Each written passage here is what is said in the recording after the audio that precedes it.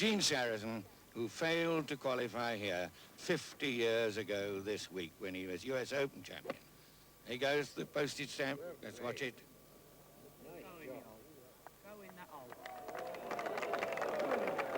And what do you think about that one? 50 years after you failed. A supremely happy moment, indelibly stamped on the memories of all who saw it. The souffle is made of the simplest ingredients: butter, flour, eggs, milk, cheese, and air. To begin with, you make a white sauce in the usual way.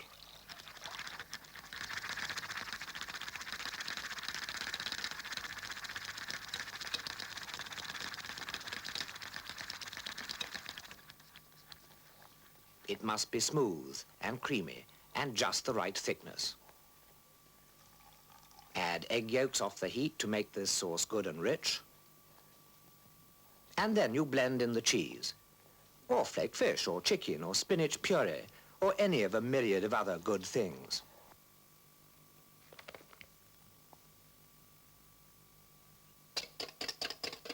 Beat the whites to combine them with air till they explode in a stiff, frothy mass.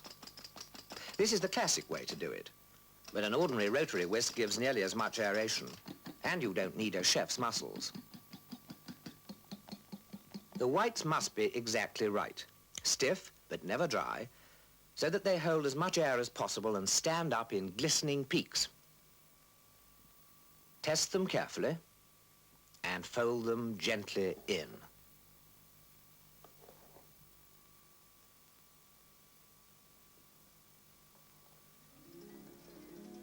The souffle mixture is put into a prepared dish and placed in a preheated oven.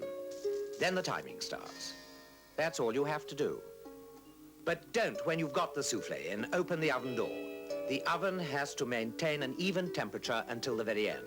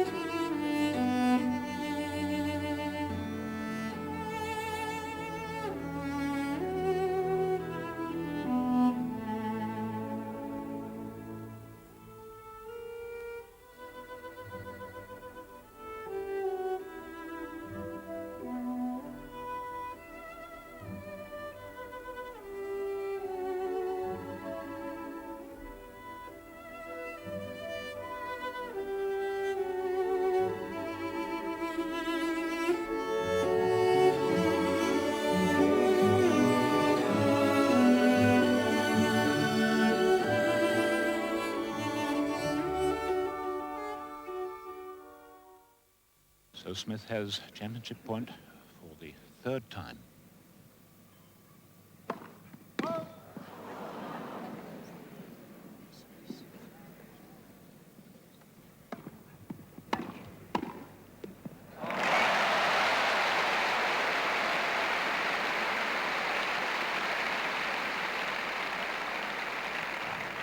Yes.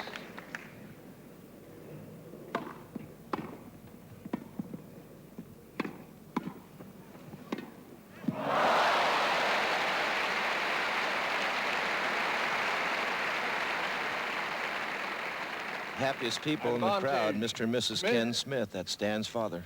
So for the fourth time, Smith has championship point.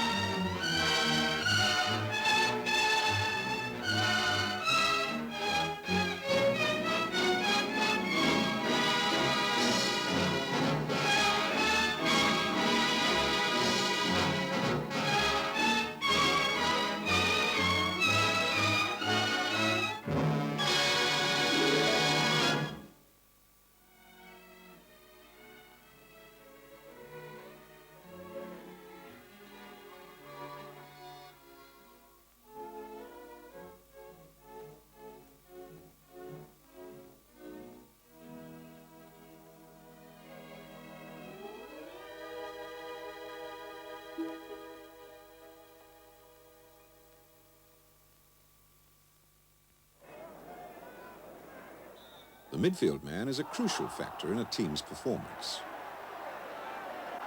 If he's not winning the midfield battle, his opponents will have possession and so gain the upper hand.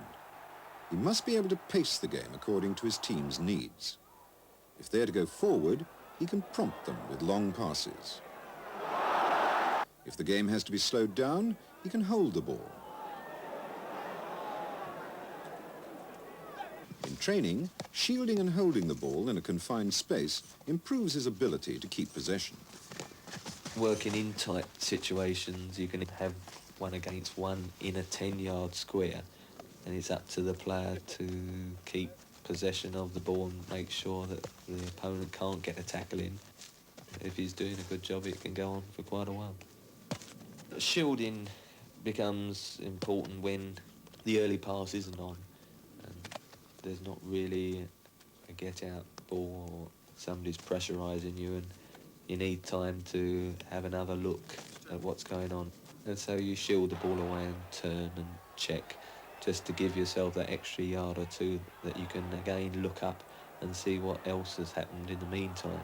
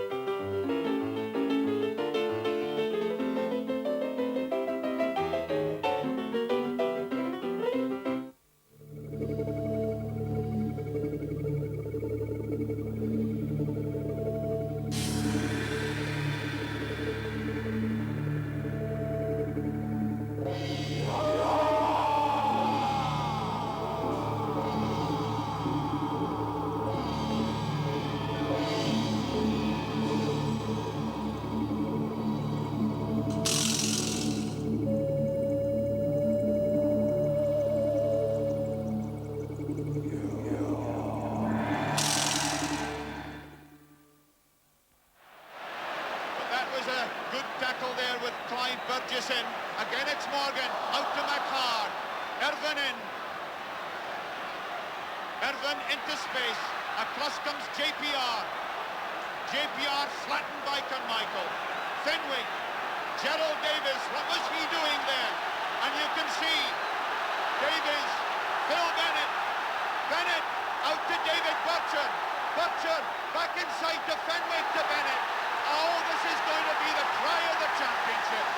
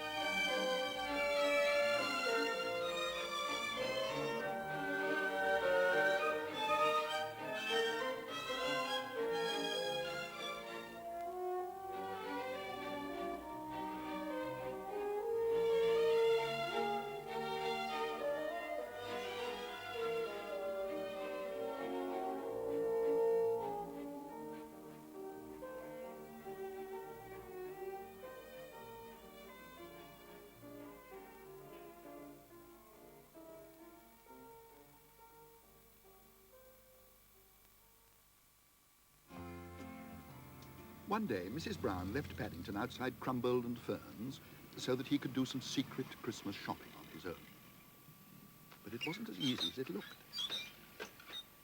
In fact, he landed on a tie-pin, and it was very painful. Crumbold and Ferns was a very old established shop, and once you managed to get through the revolving doors, it felt as though time had stood still. It was the kind of shop where the assistants were rarely taken by surprise. So when Paddington announced that he'd come to buy a clothesline, the man scarcely raised his eyebrows, especially when he caught sight of the diamond tie-pin on Paddington's duffel coat. "Perhaps," he said, "you would like to consider one of our special expanding clotheslines, sir, as used by some of the best families in the country. You'd be surprised if I told you the names of some of our customers." "Mine's for Mrs. Bird," said Paddington. "I'm buying her a new one for Christmas. Hers broke the other day." "Well, we can't have that, sir. Perhaps you'd like to test it. I'm sure it won't let your Mrs. Bird's washing down." "Thank you very much," said Paddington. "It couldn't be more simple. The box contains over 100 yards of best clothesline, and as you pull, it unwinds itself. Then when you've finished, you simply... Oh, dear me. Mr. Wainwright, Have you seen a young bear gentleman wearing a blue duffel coat go past? He went that way, towards the China department. Sounds as though he's arrived. Oh my goodness. Follow that box. Paddington helped himself to a bullseye. The clothesline had turned out to be much longer than he'd expected. Now he was lost, and he definitely felt in need of some refreshment. And here we are, a few days later, and they're already beginning to get their feathers. Look at them, they're beautiful. Yes, now we're both going to be hard at it bringing food to the nest, and at the same time, I shall still feed the missus so that our pair bond stays strong. And I shall do that, look, there we are, I shall do that until the chicks are a week old. Hey, do you know, somebody worked it out once. No, it wasn't us, because, I mean, we are far too busy. But they worked it out that the parents visit the nest once every 2.5 minutes. Yeah. And they reckon that an average family of 5 chicks got through about 700 caterpillars in a day. In one day. You think of that, you gardeners, eh? That means that each chick had about 140 caterpillars or grubs, you know. Think of that, 140. Fantastic. Didn't seem to want that, did you, dear? Never mind. 140 caterpillars or grubs per chick per day. Quite incredible. Quite incredible. It's enough to make your wings ache.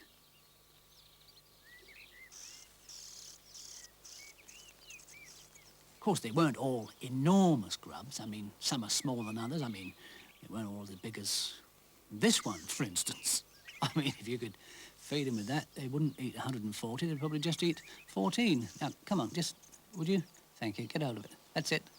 Down it goes. Lovely.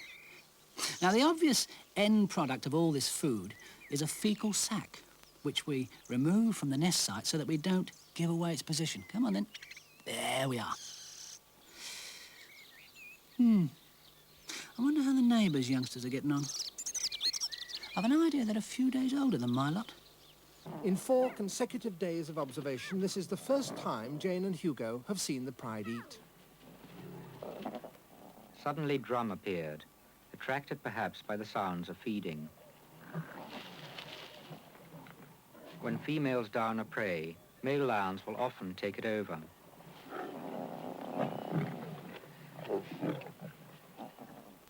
We had not seen Drum since his unsuccessful encounter with the outcast Loot. Perhaps made nervous by his presence, the females dragged the carcass further away.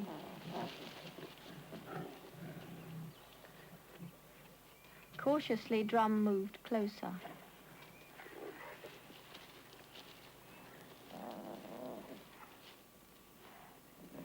He seemed indecisive.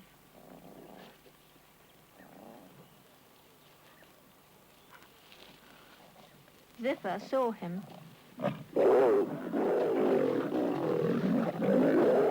All 4 females charged him. They would drive him from their kill.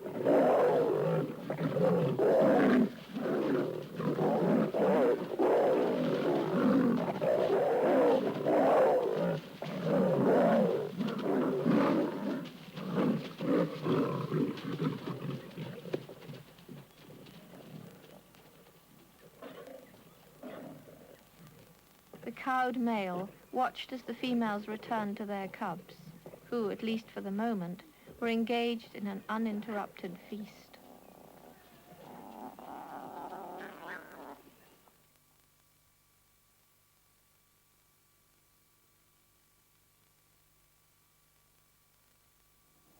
With the next alkali metal, potassium, the corrosion in air is so quick that it's hard to see the metallic luster at all. As we go down the group, the elements seem to react more quickly with air.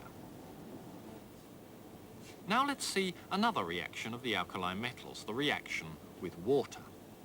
We'll start with lithium. The metal floats on the water and reacts with it, giving off hydrogen gas. Now for sodium. The same sort of thing happens, although the reaction is a bit more vigorous. All the alkali metals react with water in the same way. Let's see an equation for the reaction. Hydrogen gas is produced, and the metal dissolves to give an aqueous cation with a single positive charge. Now for potassium. This time you'll see a flame. The heat given out by the reaction is produced so quickly that the hydrogen gas catches fire. It burns with a lilac flame. The next element is rubidium. This time, we put a safety screen between us and the reaction. You can see that things gradually become more terrifying as we go down the group. Let's try cesium, our fifth alkali metal.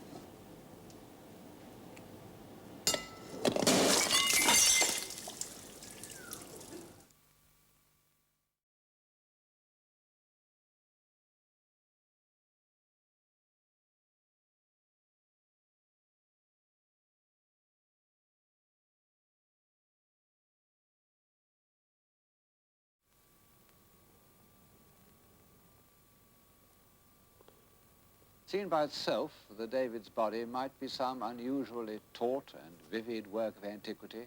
It's only when we come to the head that we're aware of a spiritual force that the ancient world had never known. I suppose that this quality, which I've called heroic, isn't a part of most people's idea of civilization.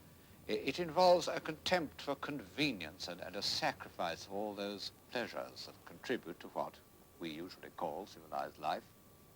It's the enemy of happiness.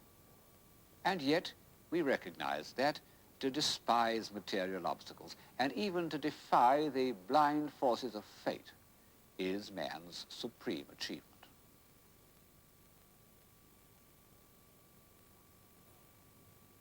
And after all, we see that he's expressed this by the body no less than by the head, by this living cage of ribs, by those tense architectural muscles of the pelvis.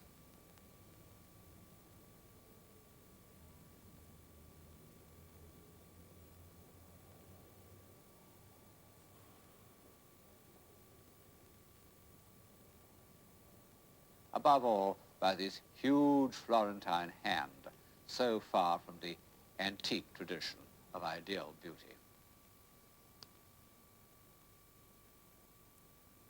And since, in the end, civilization depends on man extending his powers of mind and spirit to the utmost, we must reckon the appearance of Michelangelo's David as one of the great events in the history of Western man.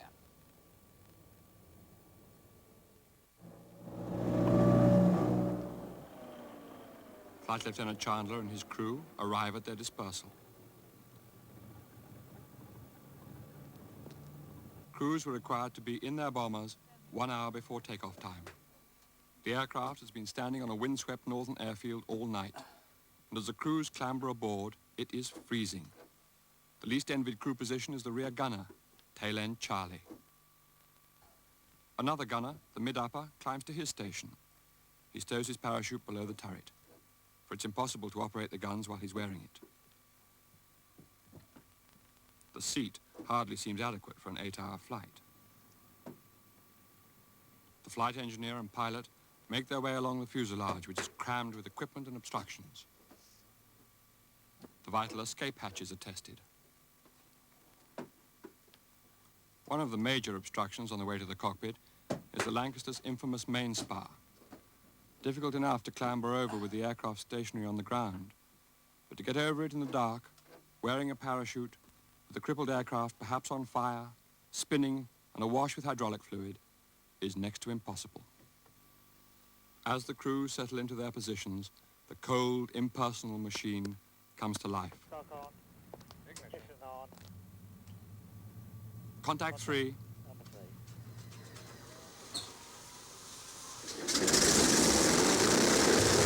As the engines start, one by one, the long litany of pre-takeoff checks begins.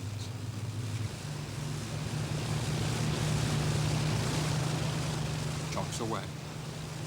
Slowly, the 29-ton bomber eases forward and joins the others along the long, narrow perimeter track that wends towards the runway. The checks continue. Autopilot control out. Dead reckoning compass set. Aircraft trim set for takeoff. Propellers fully up. Fuel selection, 1 and 2 tanks selected, booster pumps on. Flaps set for takeoff. Then the engines are run up to full power and the pilot releases the brakes. 3,000 RPM, 14 inches of boost. The flight engineer watches the temperatures and pressures of the hard-pressed engines as the pilot keeps the heavy aircraft straight on the runway.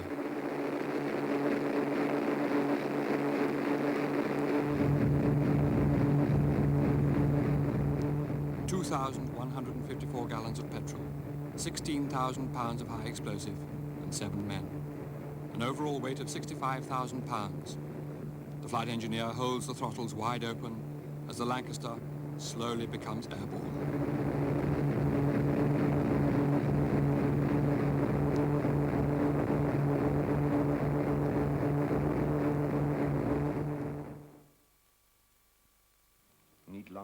Rembrandt paints his last self-portrait. Between this picture and this, there lay a whole life. The life of Rembrandt, painter of man.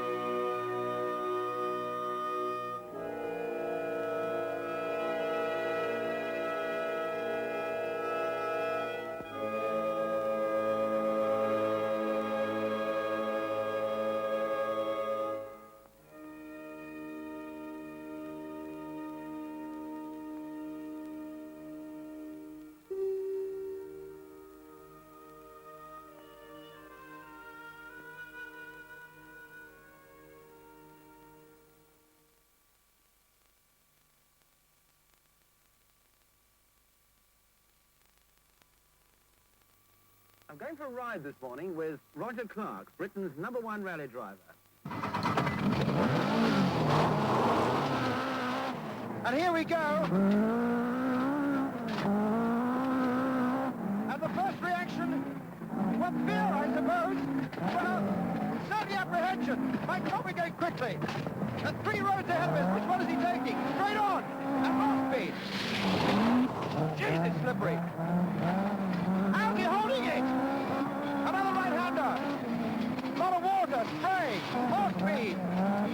My God, going up its fast. Those to be braking in the car, lurching around that corner, slithering and sliding. Now the apprehension beginning to strain out. It's accelerator now. Fast left-hander. Drifting the car right round. It's beautiful to watch this man drive. Absolute coordination. Right foot is working, pumping the brake 1 minute and then power on the next. He looks absolutely relaxed. More power now, still splashing around. Fast up this incline, very close into the tree at that point, almost in the course bush. Sliding around this, complete right-hander, hairpin down the hill again. Power on, braking. A lot of noise, you can feel the rocks hitting the other side of the car. A lot of water on the track there.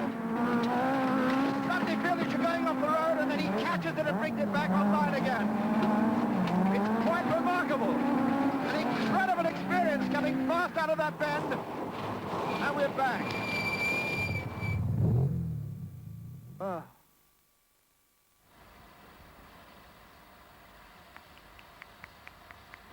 On the 1st of May 1928, Sir Nigel Gresley's new A3 class Pacific locomotive Flying Scotsman pulled out of King's Cross Station on the first non-stop run from London to Edinburgh.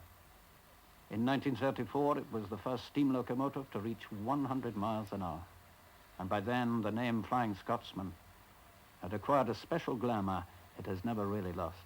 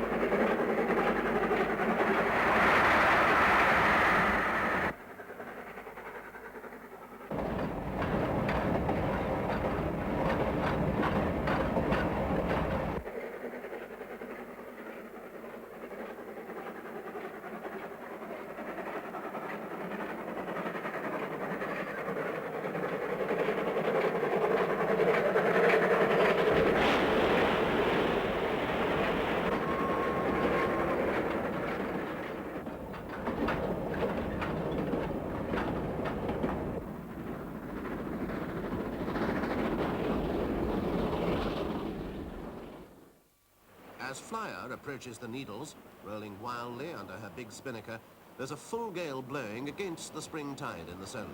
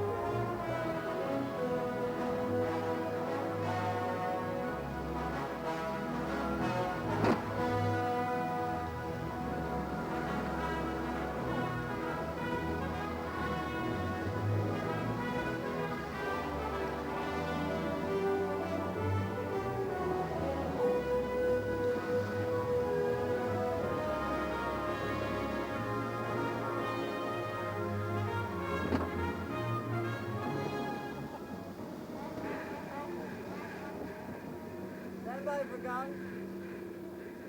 3, 2, 1, fire! Fire! Fire! Fire!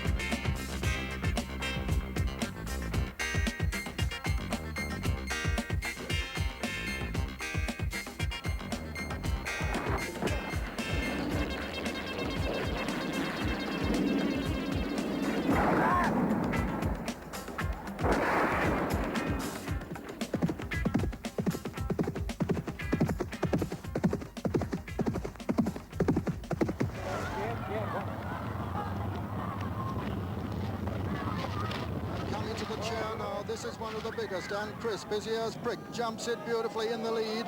He just pecked a little bit but got away with it. Grey Sombrero was very near. He's gone. Grey Sombrero was gone at that one. Grey Sombrero faller. Glenn Kiln's a faller. Proud Percy's a faller at that one also. And as they jump the water, Crisp is a long way clear of Endless Folly. And Endless Folly... Red Rum is Rouge Rouge Autumn, then Sunny Lad. Can Harris is a faller. Then comes Great Noise. Behind Great Noise is Spanish Steps and Black Secret and Hurricane Rock. And as they run down to the Melling Road, Crisp is a long way clear of the remainder. At the second last, and Crisp is over and clear of Red Rum, who's just jumping it. A long way back in third are Spanish Steps and Hurricane Rock and Rouge Autumn, and then L'escargot, but coming to the final fence in the National now, and it's Crisp still going in great style with 12 stone his back. He jumps it well. Red Rum is about 15 lengths behind him as he jumps it, and Dick Pittman coming to the elbow now in the National. He's got 250 yards to run, and Crisp just wandering a little off a true line now. He's beginning to lose concentration. He's been out there on his own for so long, and Red Rum is making ground on him still as they come to the line. It's a furlong to run now. 200 yards now for Crisp, and Red Rum still closing on him, and Crisp is getting very tired, and Red Rum is pounding after him. Red Rum is the one that's finishing the strongest. He's going to get up. Red Rum is going to win the National, and at the line, Red Rum has just snatched it from Crisp, and Red Rum is the winner.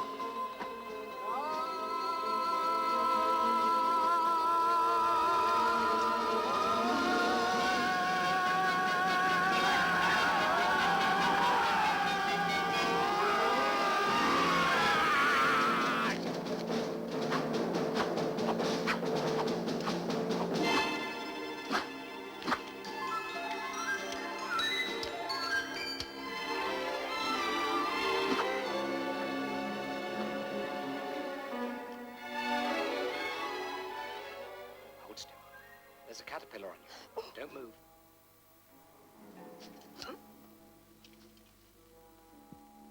Wait a moment.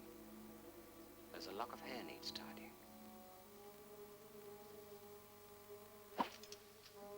Bravely born. Wonderful in a woman. How did you manage to do that with a sword that has no edge? No edge. This sword will shave like a razor.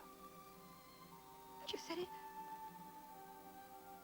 I've been within an inch of my life. I wouldn't say that. I'd say half an inch of being pared alive 295 times.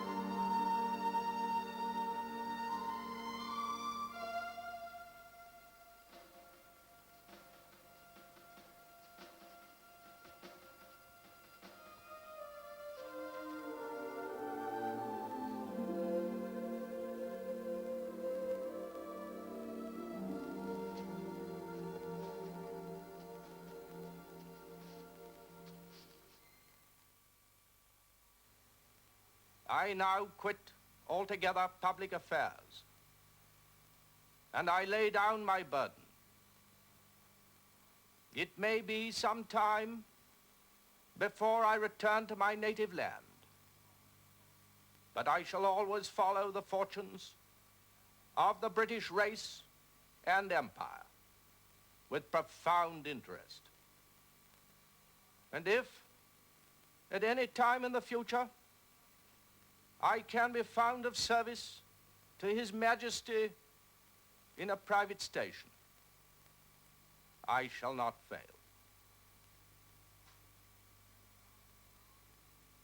And now, we all have a new king. I wish him and you, his people, happiness and prosperity with all my heart. God bless you all, God save the king.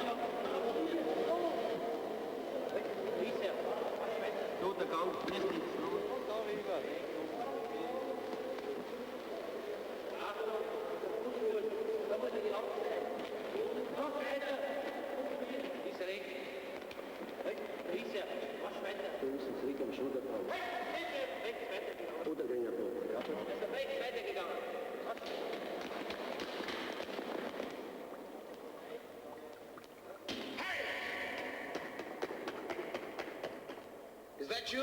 You're through, Harry. Come out. You haven't got a chance this way. What do you want? You might as well give up.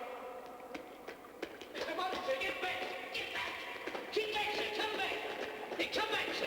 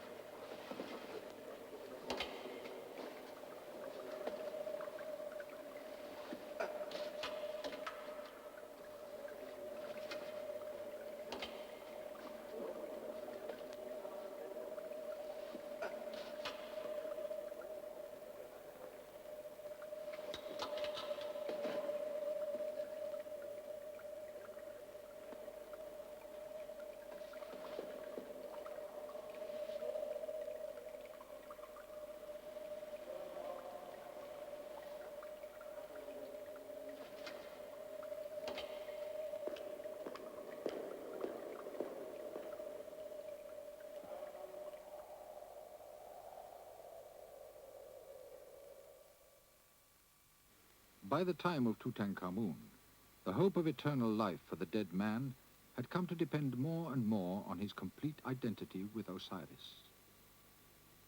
Here, the living Tutankhamun embraces his dead self as Osiris in the wall paintings of his tomb. An immense amount of funerary equipment has survived from the dry sands of Egypt. Corpses of the dead, preserved by their 70 days of preparation, carefully anointed and bandaged. Mummies tricked out with protective amulets. Coffins once decorated with wreaths of flowers and leaves. Everything installed within great stone sarcophagi inside the burial chambers. On the walls of the tombs were written the books of the dead and other religious phantasmagoria.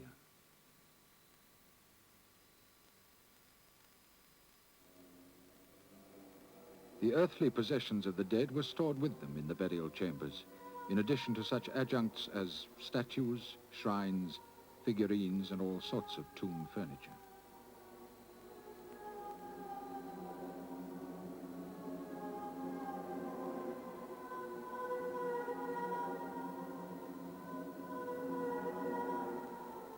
The chapel walls were covered in painted or sculptured pictures. All these riches from the tomb have sometimes given the impression that the ancient Egyptians had a very mechanistic and materialistic view of the other world, and how the deceased could succeed there. This picture, however, is misleading. The Egyptians, like the rest of the human race, really had very vague ideas of the next world, and their views about it varied from age to age. Death they regarded as a calamity which they hoped would not arrive until they had passed the ideal lifespan of 110 years.